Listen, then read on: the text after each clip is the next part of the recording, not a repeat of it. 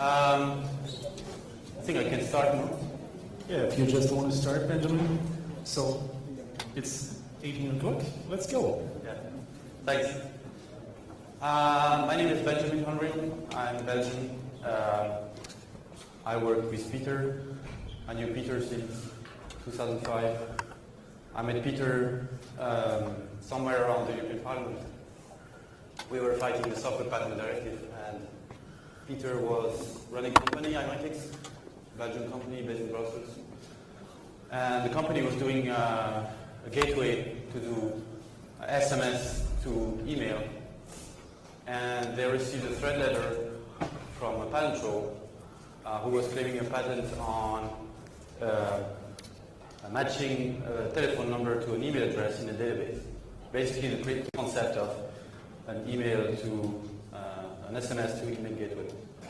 So Imatics was developing a product for Memoriam Proximus at the time, and the patent troll sends threat letters to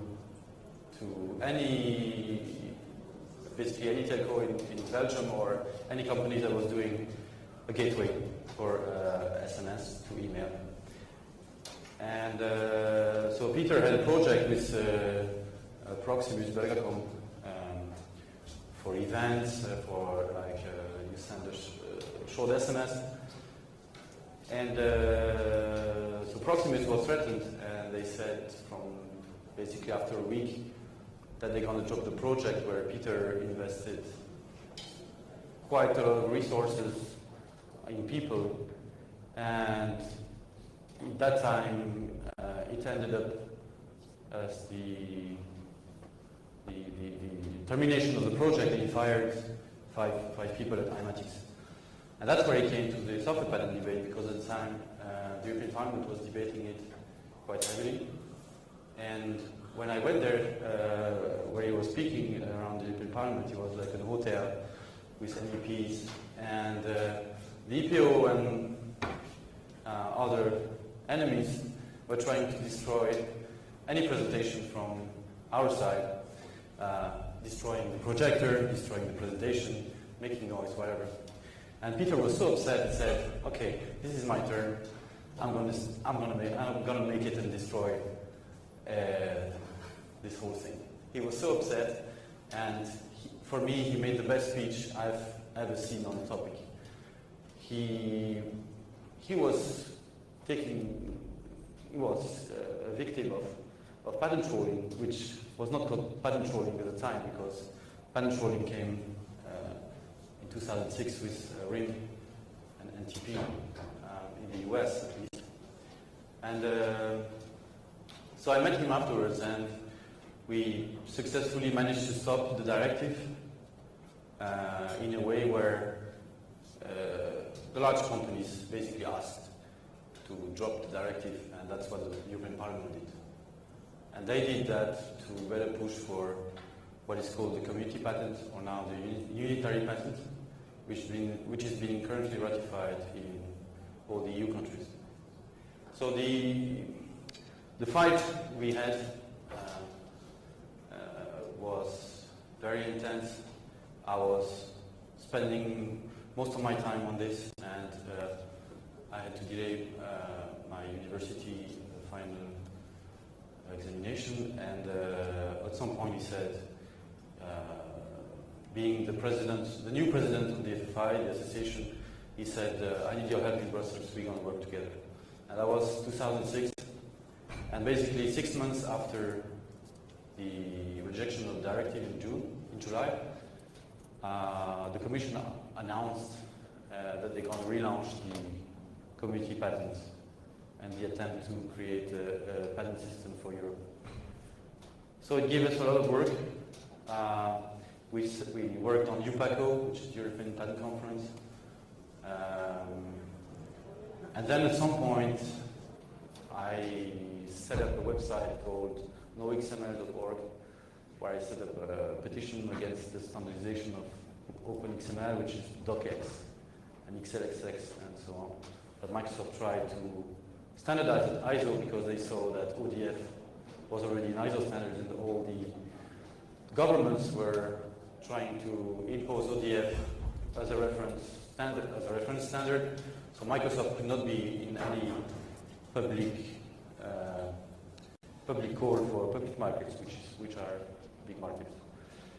And then, so we had this big fight about OXML, which is now 10 years.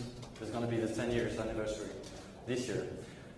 So I set up this petition, and it was a Friday, and we were testing the new Wikidot platform, which is a wiki farm where he invested in the company in Poland. We were testing the new module for the petition, and so we put up this petition online. I put it up, and I booked the domain name noXML with 3 O. And Pieter said, it's never going to work. There are 3 O's, nobody's going to type.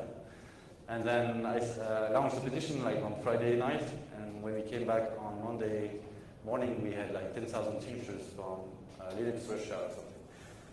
So that's how we started to work on this. We didn't have really any plans, but we got hooked up, and at some point, I think a lot of people had good memories of crazy stories with Microsoft, gold partners, stuffing the committees, corrupting the process, and at the end we put a prize for the best team who was fighting the OpenXML standardization, and we put out a prize money of 3,000 euros. And at the end, we were looking at who was the best team against OpenXML, and Pieter came with the idea that Microsoft itself was the best team to fight against its own standard. So he crafted out the prize, the Kayak Award, and gave it to Microsoft. And later on, Pieter was invited to talk on a podium with a Microsoft speaker, and the Microsoft spokesman was a bit irritated because he asked Pieter, "Is that you who gave us this fucking award?" So, and after that, he made a nice song. Hi, this is a song for all those brave men and women who spend their lives looking for the truth and never quite finding it. Yes, this is called Microsoft, We Love You.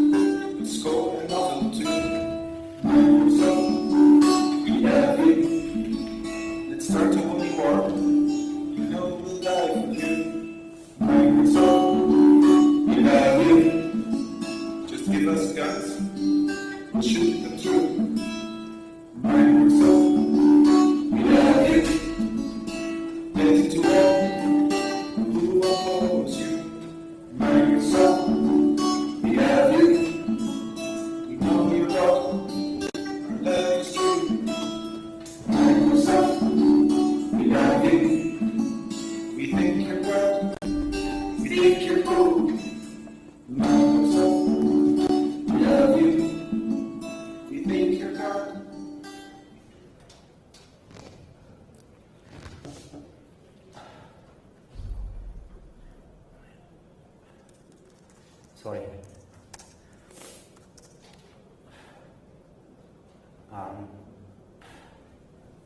So yeah, we had this friend who made this wonderful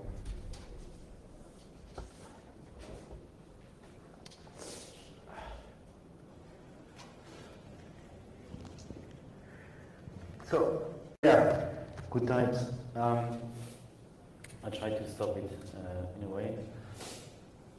And this is one of the flyers that Pieter wrote in a sarcastic way. I was giving out before in the platform, the train station, to politicians. And this one created some controversy inside our group because he was sarcastic.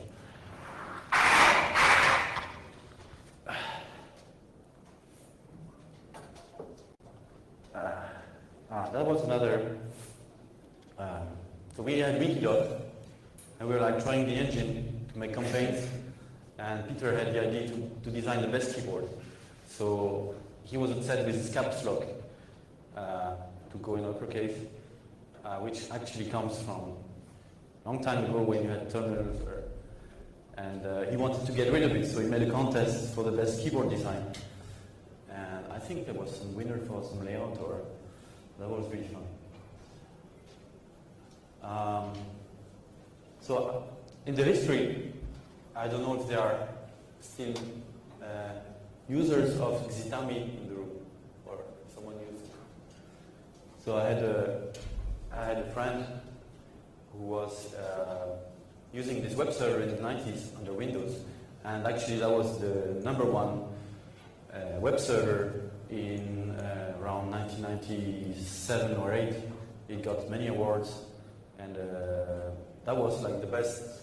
Before Apache, it was one of the best web server, and I think he was known. There were a lot of users, especially in Windows, for that. Yeah, I'm going to quit the slides. Actually, Pieter didn't like much when you have slides, so I'm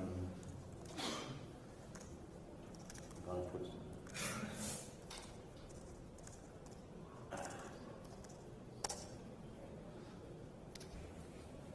And one thing, so I worked with Pieter for 3 years, from 2006 to 2009. Then at the end, I made work on OpenMQ with the MQP standardization work group, where there was Red Hat, IBM, all the others. Pieter developed very interesting concepts around code generation. Most of the Xitami web server was based on code generation with tools like GSL, Libero, where basically you define a model in XML, and which defines your application, and then GSL is going to generate C code. And I think he was one of the few persons in the world to adopt this methodology with a focus on multi-threading, let's say, have the best usage of all your resources. So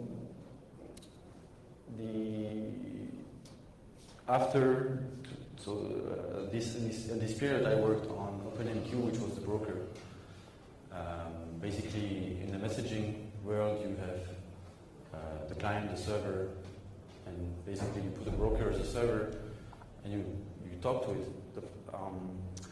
So we had a client, JPMorgan Chase in New York, where we were trying to optimize the speed and get the highest number of messages per second we could get with a broker, OpenMQ broker. And so basically, after a while, it took me a while to realize that we were working on a high-frequency trading. And so we had this model, we had this standardization work as well. And at some point, Pieter was very upset about Red Hat.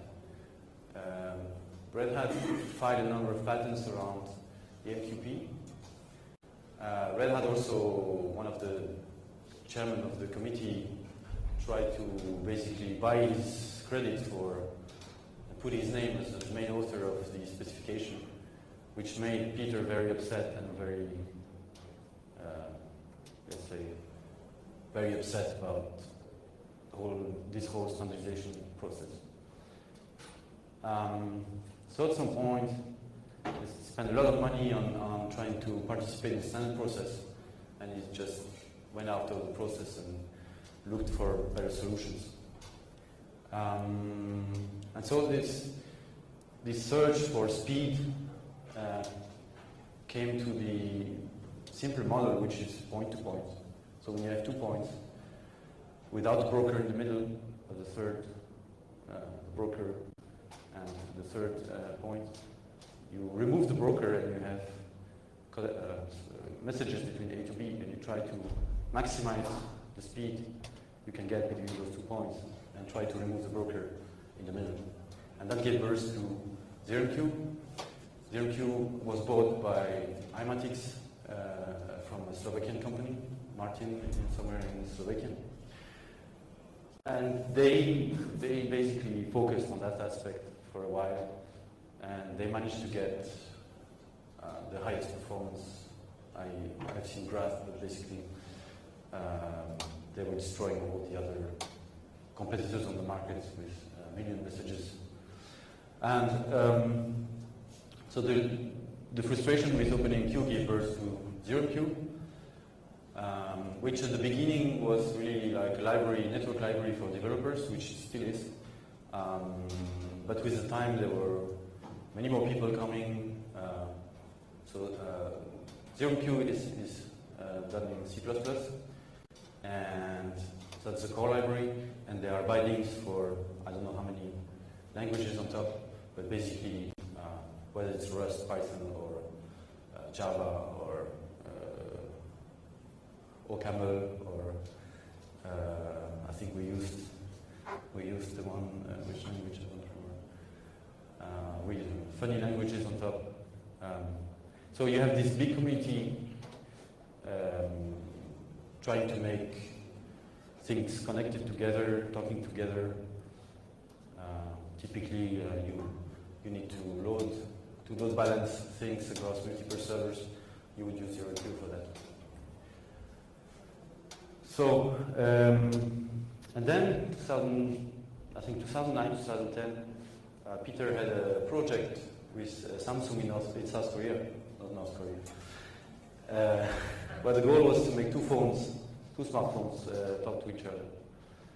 And they worked on some kind of a mesh with the Wi-Fi, and at some point I think he went to some sushi restaurants, and he came back from South Korea with some yellow skin. I visited him at the hospital at the time, and he was yellow, he had yellow skin. And apparently when you eat sushi and fish that is not very fresh fish, but with some kind of parasite in there, the parasite develops something in the duodenum, and this creates some kind of cancer cells. So the yellow color was coming from this area, which was damaged by growing cancer. So he got an operation out of that. They removed part of the duodenum, and from that moment in time, I think his life changed. He started to take more time with his family, write some books about programming, about ZeroMQ, and he was a different man. He took the decision to totally drop any effort in writing proprietary code anymore, and he focused on building the ZeroMQ community and writing only free software, and promised to never write proprietary software or closed software again. And looking at it from the outside, you can understand that someone wants at some point, when his life might be shortened in the near future, to leave a trace. So the trace now is mostly the ZeroMQ community, where we had a hackathon this weekend. Last year, in the same period, we had a hackathon in his garage, and I think a month after, he had his last conference in Munich, And he came back very sick, and I told him to visit the doctor. And the results coming from the doctor, coming from the test, were that he had metastasis in both lungs. He was coughing a lot, so I thought we were working in the garage. That was our new office, that we keep it warm. And I thought it was something else, but it was his cancer that was back. And the diagnosis was really pretty much saying there's no chance to get out of it. That was in April, and we organized a big party in his garage in June. Sorry.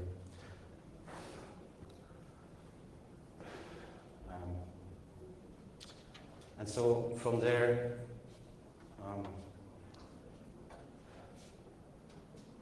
from there on, I try to visit him as most as I can. And he made a very important,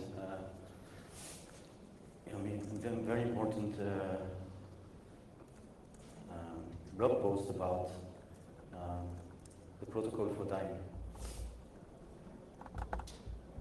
which is here somewhere. I'm gonna try. And this blog post went viral on the internet to the point where the TV in Belgium, the newspaper in Belgium, both in the north or the south, were interested in his story, which is basically saying when someone is dying, don't try to cry on the phone, try to remember the good times. And this went translated into many languages. Many people got touched by it. So it's a reference.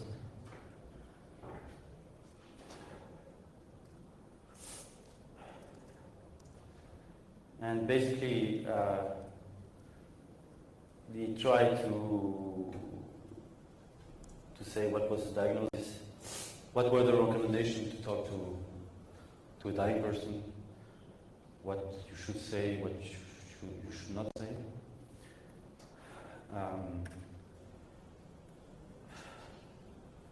And I think he got, at some point, he got a death which is different from the normal way, which in a sense he could clean things up before leaving. And he used his Twitter account quite as a means for communicating with other people.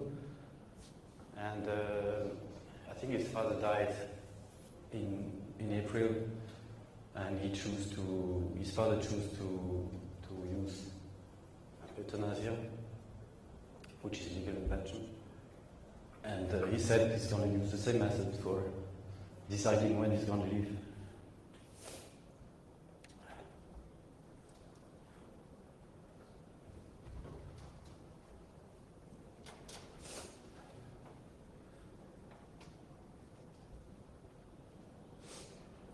So, I'll let you read.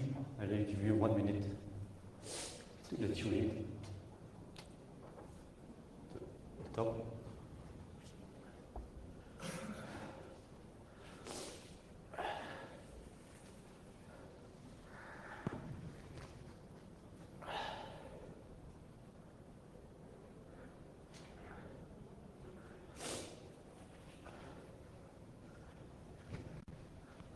So now, I don't know what time is it,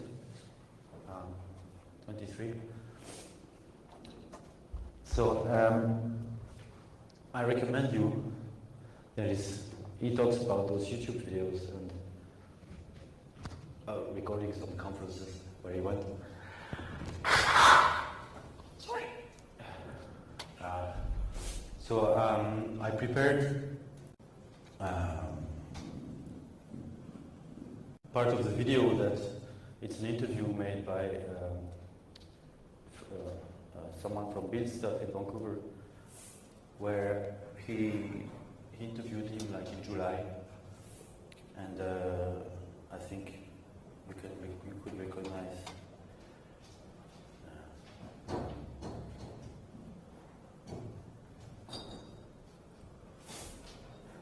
It's a long interview. It's like 1 hour, but the introduction is on. All good. We have about 1 hour, and then I should have to put my kids to bed about an hour's time. So. Okay, great. Yeah, so maybe a good start would be just to explain why we are where we are, and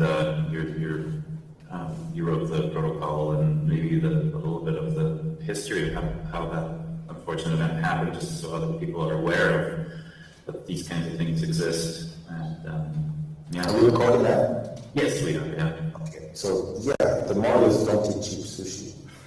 Okay. It's expensive in Vancouver. Yeah. There's this. There are a lot of poor people in the world still, and a lot of them have diseases which are dramatically bad, and which are ignored by the West because they're not, worth much money. They're not really the focus of research.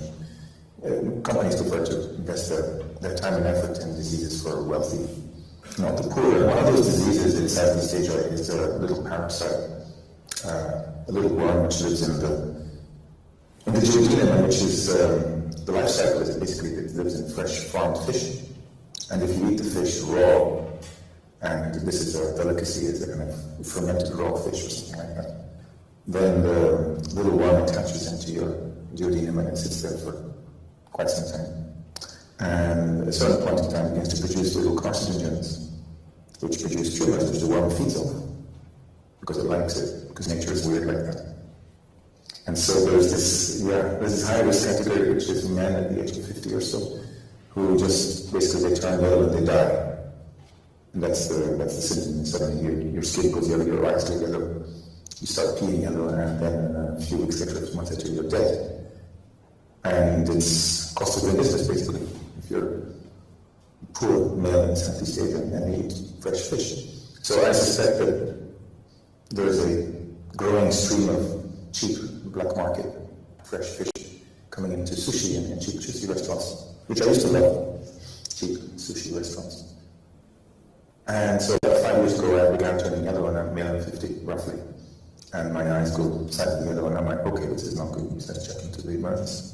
And they did a scan, and they find no blockage in my gallbladder, and my liver's fine. And so the only really other option is a tumor in the bile duct, which it turned out to be a cancer, fairly aggressive and fairly far along the way, but not yet metastasized, so still sitting in one space. And so they cut me open and removed this thing. It must have been like the scene from Alien, this thing with many tentacles which they chopped out. And this is an amazing procedure called a Whipple, where they basically replumb your whole internal system. And that was pretty horrendous. But yeah, I got out of that and recovered from that, and we do. I mean, most of us are pretty robust when we get a chance to be. And the medicine is pretty good. I'm impressed, I have to say, by medicine, modern medicine. And especially in Belgium, where you don't have all this stress about, how you're going to pay for this stuff. The state covers that to some extent. You do pay, but it's not going to bankrupt you ever. And that was all good. And I had this kind of very freaky few years where I was, I should have been dead, but I wasn't. And I knew I should have died because it was really very close both times. I mean, from the surgery was very, very dangerous, and the cancer was really aggressive.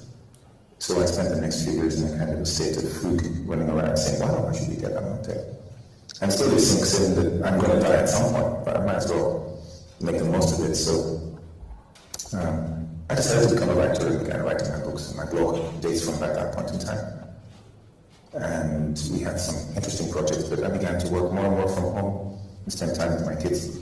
I think everyone noticed that you had pretty much a solid green contribution. Yeah. It's shocking to see it sort of stop, obviously, in the last couple of months, but it was amazing to see just a non-contribution from one person. Well, I actually did that. Then the problem with the GitHub thing is it's setting itself up for being gamed. So there's a few days here and there where I missed it. I'm like, no, I'm not going to miss it. So I go back to the project and make a patch and use the date option to backdate back. You know what I mean?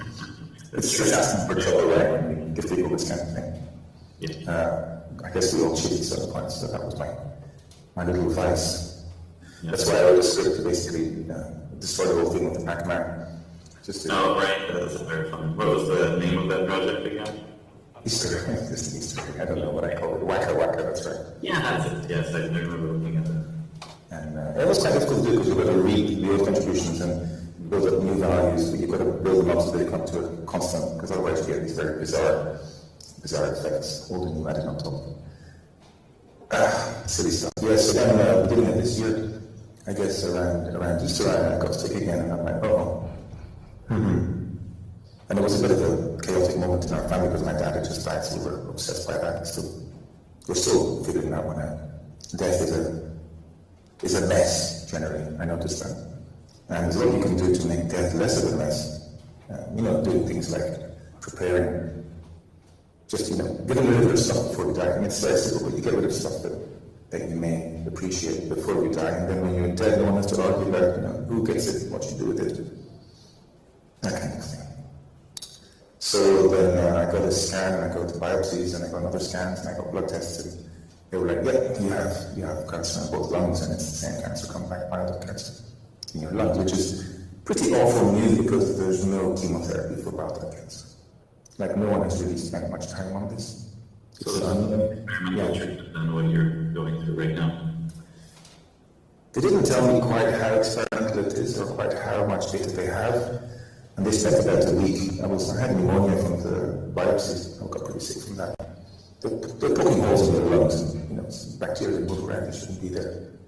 So I got very sick from that. And then they were looking at, for a week and a half, what kind of chemo could we use. And they found some data somewhere suggesting that chemo which is used for colon cancer, called FOLFOX, actually might work for bowel cancer with a bit of luck. So that's what they're giving me. And it turns out that it's actually working. I don't know how well it's working, but it's doing something. I should actually be dead by now, by my own estimate. Yeah, from your initial, the news was horrific to hear how aggressive it was. So, I've always told you to keep my fingers crossed. Don't ever give up on anything, and you're putting faith in, if we want to use that word, into what is what's out there, the science that's going on. So I'm very happy, ecstatic. I'm sure everyone else is to hear that. Well, the science is very good, but the science doesn't care about individual cases. No, the science is focused on data and collecting statistics, and there's a lot of gaps in there. All you have, even in this case, I don't even have statistics. I don't know what the chances really are. So I'm very happy to not be getting worse. I'm getting a little bit better, slowly better.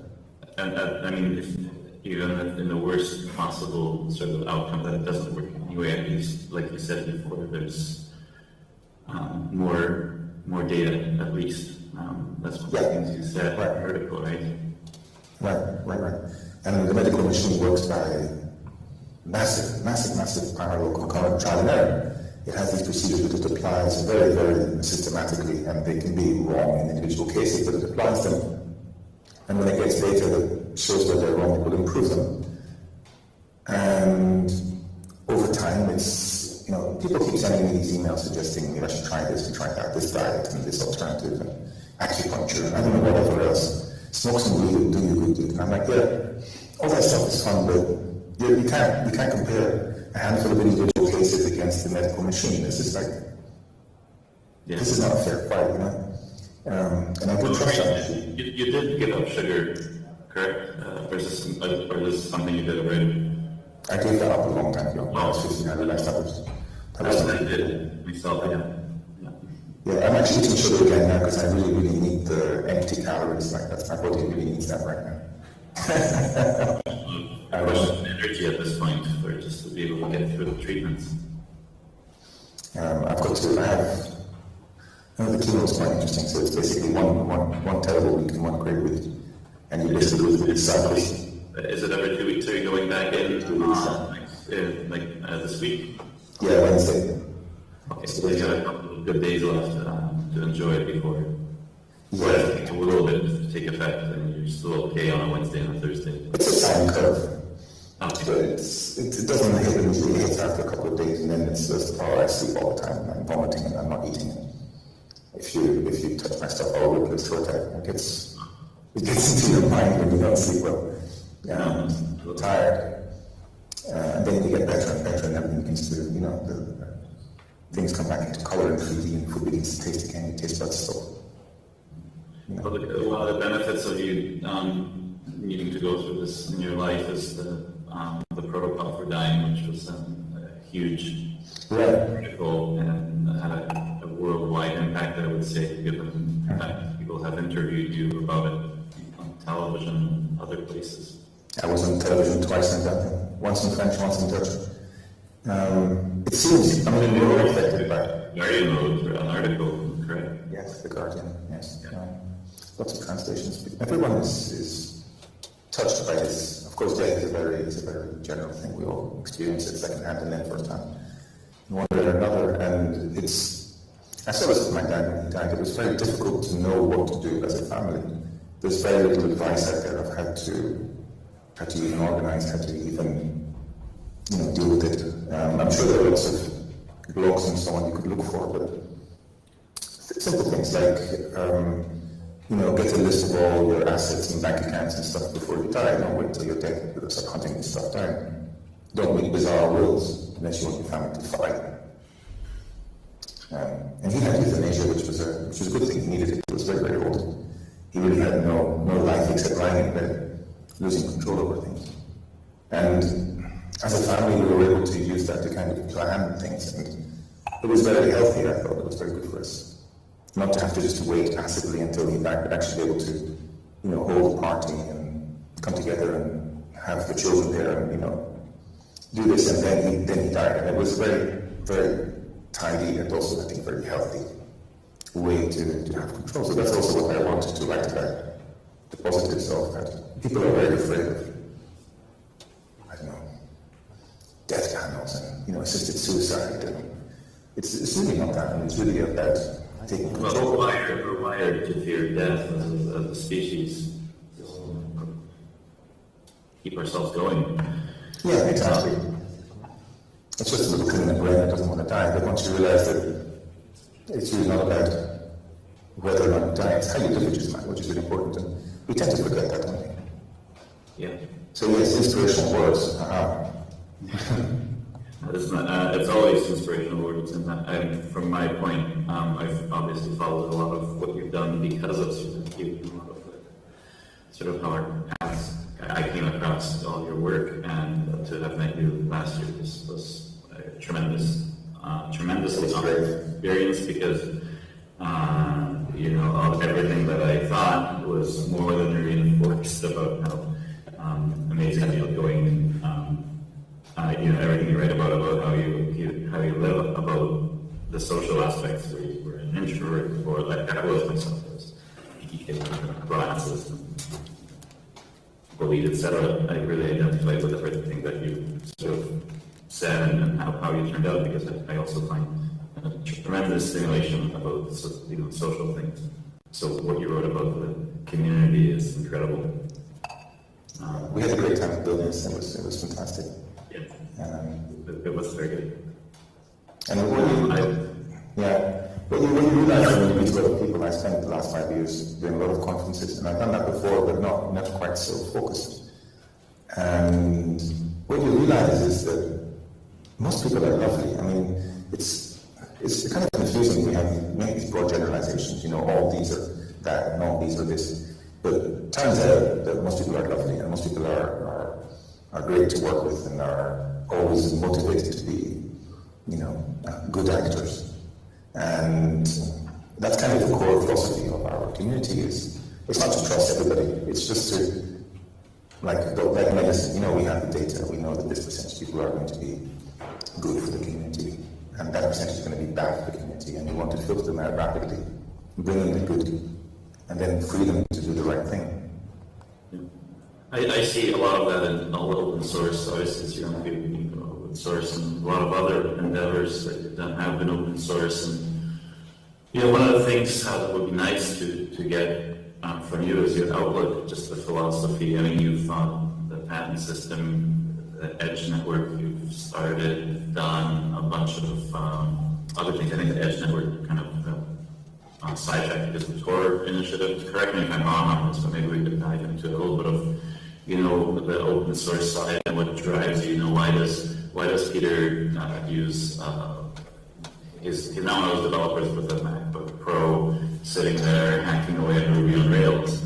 He's a guy that's got some interesting tech behind him, and maybe go into that whole philosophy of why, as a consumer, you chose to make these choices to use certain equipment, use certain tech, or not use certain tech. So I guess we all have a journey, don't we? I mean, we don't make, sometimes we can make big decisions, but I think they're always built out of small steps. And so first of all, open source as a choice, and I realized very clearly at a certain point, maybe I was about 40 years old, that all of my closed source projects were dead. Like literally, you would get money from a customer, you would build stuff with them, they would use it, and then it would die. And you're a supplier, and their goal was to replace you. And I had very, very few customers whose goal was to build a long-term relationship and pay maintenance. I had one or two that would pay maintenance for 15 years, but they were the exceptions. And the majority of customers were, okay, you're our plumber, you're our lawyer, you're a pure cost, and you come in, you build the stuff, and we will use it, and then you will go away, and as soon as we can, we will replace your stuff with something else, because that's what companies do. They like spending money. And the open source stuff that I made before, when I was still ideologically motivated, survived. And I've been making tools open source because it wasn't really ideology. I wanted to use them in my work, and I couldn't sell them, so I said, okay, I might as well make them open source. Before that, it was freeware and shareware. And then I realized, okay, GPL, and I would use these tools like Libre and then with GSL, because they were really, really necessary for the work I wanted to do. They made me a good consultant, they made me a much better developer. So the tools themselves were free to share, and then GPL, and then other licenses. And then I came back, I had a lot of, you build a company, you make money, you have to earn money, you have to pay for stuff. So I went back into commercial software development. And I realized afterwards it was just years of my life that were lost. And I guess my ego doesn't like that. My ego likes to think that the stuff I make will survive. I thought I had good ideas, which is kind of true up to a point. I shouldn't patronize it. Some of them are good, some are really bad. But the notion that your stuff just is trash and it's just temporary is kind of offensive. I thought we could do better. And so I began really deliberately saying, okay, open source is the only way to go. And then if I would waver on this, I would get a sharp reminder at a company in Poland, Wikidot, which still survives. But the company never really became a success, and the core reason was that the platform was closed source. And so you have this small company, and all of its money goes into software development and customer support. And that's lethal. If you're building your own software by yourself, you can't compete. And the irony is that, of course, the whole stack is based on open source, but it's not open source. Right. So, I hope you enjoyed. It's 42, and we still have 5-10 minutes. I'm going to give the floor to people. For you, Pieter, personally. I know there are several around. So, if you know Pieter personally, you might have some anecdotes on him, or if you want to take the floor. Hi. So I knew Pieter really for 6 months when he died. I had met him 5 years ago and made this silly decision not to meet him again for 5 years. And so I had a crazy time with him 5 years ago, one evening, then decided to wait until last year hackathon that Benjamin mentioned. And I was so impressed by looking at him working inside his community that he was actually applying the principle he was speaking about. Most people don't do that. They speak up, but they don't do it. And he was really, really doing it, and that really got me impressed. And so I kept in contact since January last year, which was unfortunately too late, but that's how life it is. Life is, at least I learned something. I just want to point one or two things that are correlated. I was really, really impressed by the tweet storm when he announced his death on October 4th. I mean, for 24 hours, maybe more, all over Twitter, people were really thanking him. And I thought it was very impressive to see that what he just told about people being good for each other had some impacts in each of his life. And related to that, 2 months later, I met a girl over the internet, and we were speaking on a project, and she invites me to do pair programming over the internet, which was the first time for me. I guess most of you have done it before, but for me it was the first time. And we started to get some context, and I mentioned that I'm looking at her software because I looked at GSL from Pieter, and I saw her software because at a Pieter event I met someone that mentioned Elm to me, and Elm is a language that piqued my interest. And suddenly she is really touched because she says, oh, you know, I met Pieter, he was such a great guy. So we had no relationship at all. So I just wanted to point this open source stuff and human stuff. 2 months after he was dead, he was still there among us. So I guess that his ego must be taken care of in a way. That's it.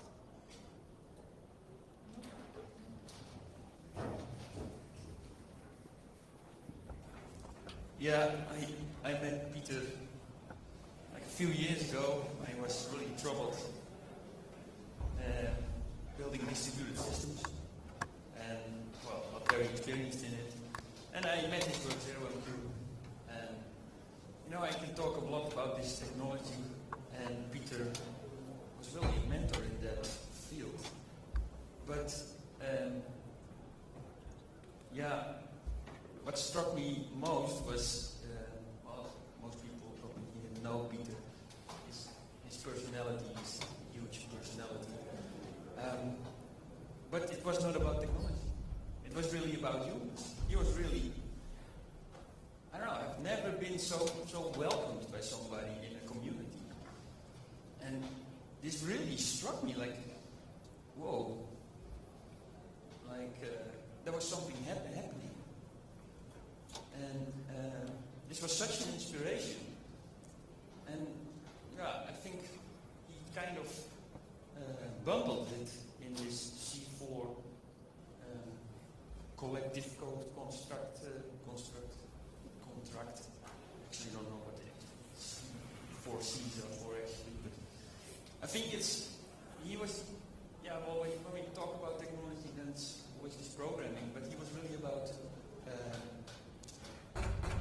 protocols, of course, but a contract, and this is also a social contract. And yeah,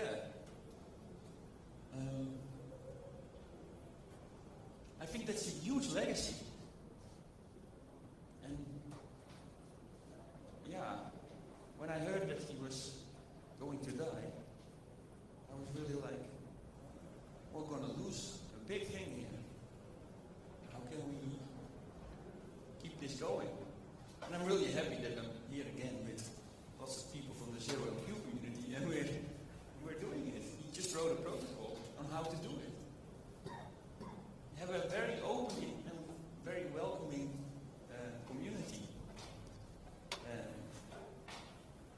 That's solving the problems of communities which are always there.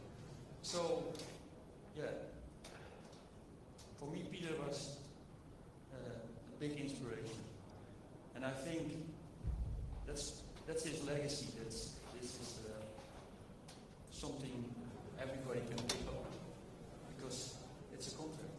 It's just you can just follow it. It's just an advice.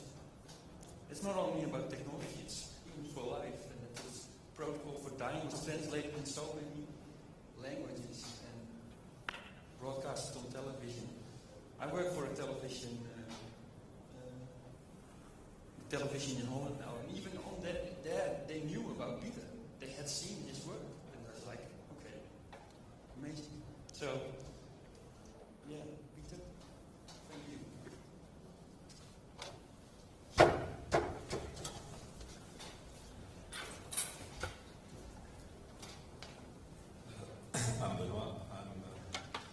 settled in Belgium 20 years ago, almost, and I knew Pieter at that time, less than one year after I arrived. And since we were in contact, not permanent contact, and so I see all the evolutions,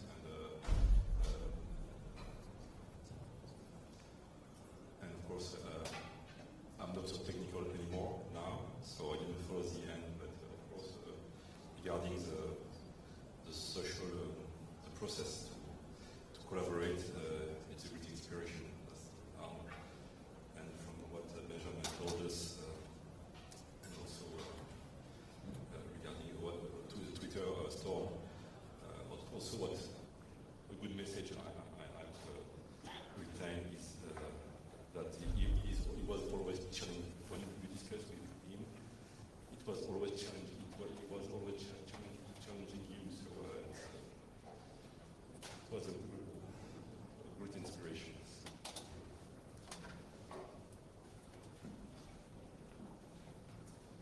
So yes, he wrote at the end. He wrote all these books, and you can agree, you can disagree with some of his writing, particularly when it's not technical. But it's always challenging you. So it's a great legacy. We can thank you, and we will try to pursue some of his initiatives, and also towards maybe his family, which is the children, the young children. It's difficult, and you would like to have made them jump into this story.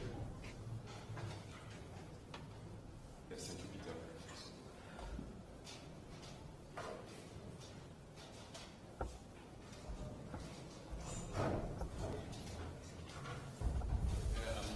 I met Pieter about 3 years ago during my bachelor studies, and we were trying to build a peer-to-peer Dropbox. And basically we were just trying to use it, and suddenly I was in the ZeroMQ community doing pull requests on a language I didn't even know that much at the time, just because the process he built, working with the community, working in the community, was so much fun. And actually working remote in the community with all of you guys is one of the greatest experiences I had in my life, and it worked really, really, sometimes, most of the times, way more efficient than working with colleagues at a company. I'm not sure how that's possible, probably because of his protocols. And Pieter had always great advice, and I really, really liked working with him. And I only met him last June at his wake, which was far too late because I missed a couple of opportunities. But I'm glad that I knew him.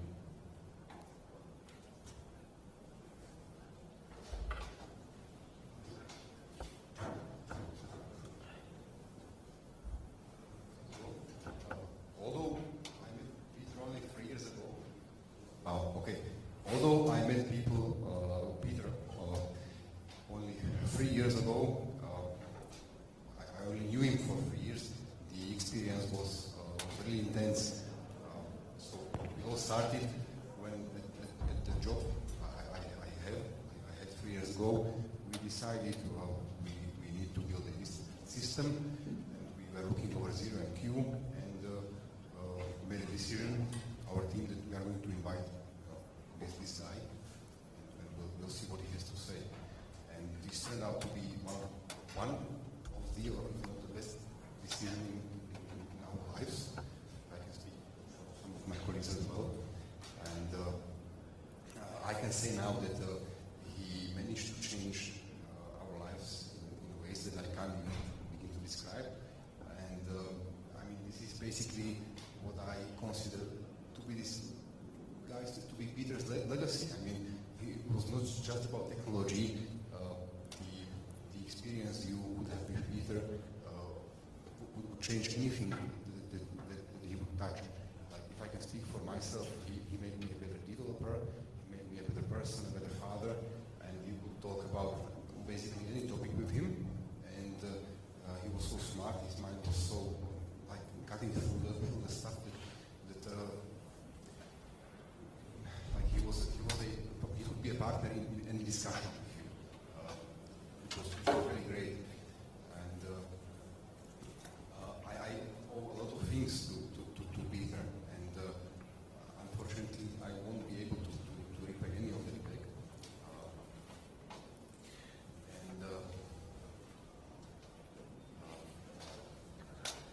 So I guess thank you so much.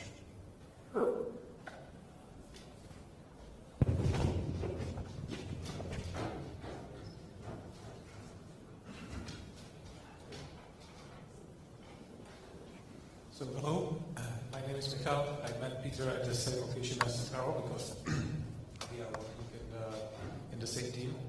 We were really lucky when we chose ZeroMQ and decided to invite Peter for the training because the plan was that we will learn the technology. It turns out the technology was the least important information we get. We got a lot of things from the beginning: how to write the code, how to test it, how to build it, how to iterate. How to fail fast, how to improve yourself. I still remember our discussion about the problem solution, which was really, this is something trivial to think about. I mean, you have the problem and solution. This is not how most people operate. And he focused us a lot about that.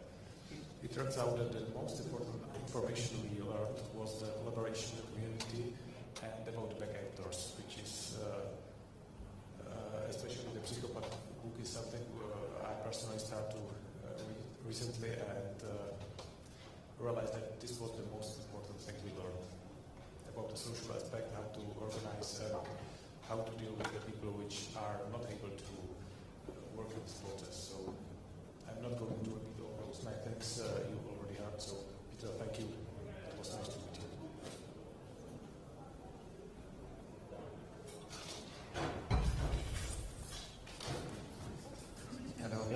Please allow me to speak, even though I did not know Peter personally. I've seen him here once live on stage. It was here on FOSDEM. I think it was in 2011, and since then I was so intrigued by him. I followed his online persona, and he was called one of the real intellectuals of our community, out of which there are people like him are indeed very rare. And I just remember that in his last tweets he wanted to be remembered mostly as an author. And his legacy is there. His books are there. They deal about software, but they deal about people. They deal about the good things in people, about fostering communities, about societies, and about the bad things too in the psychopath world. I find these books tremendously valuable, readable, full of creative insights and of disruptive insights and of intriguing ideas. And these books are there. One can buy them, but one can also just download them. They are as free licensed as the software was. It's all there, and by reading his books, plenty of people can still get plenty of insights of Peter. Thank you.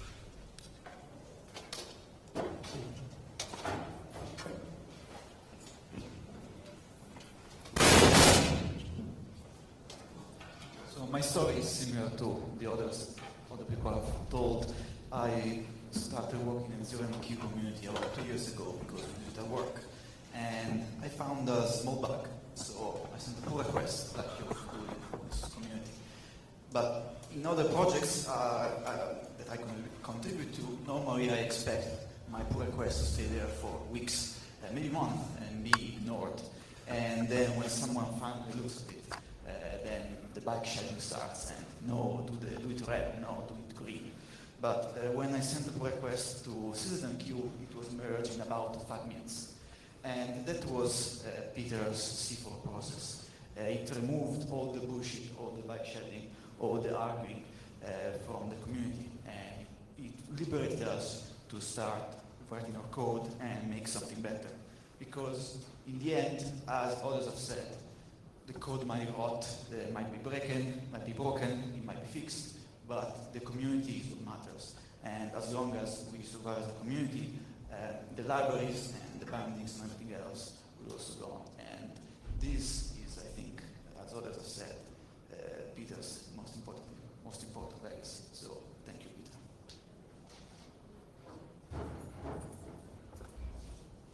Okay, I know nothing about codes. I'm Peter's sister, and I just want to thank you all very much for being here and for Benjamin for organising it. I saw the kids this afternoon. They're looking healthy and they're fine.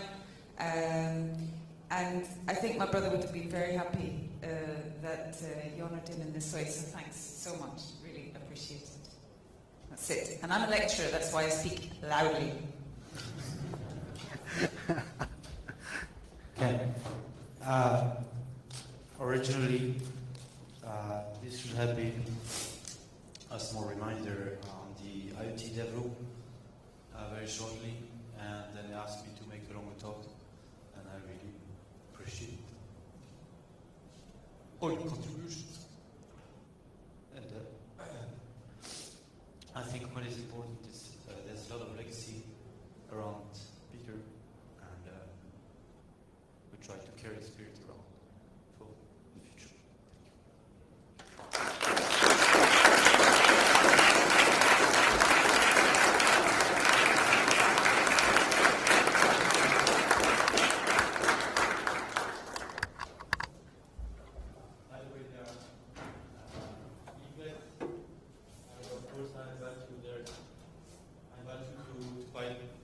Buy his books on Amazon. I think there's also a PayPal account where you can donate for the kids. So think about small kids that don't have a father. And so if there is the least thing you can do is to buy his books and donate. Thank you.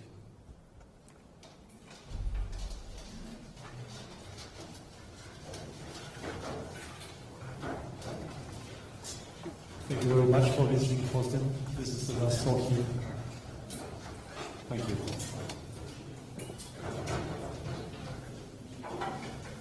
See you tomorrow.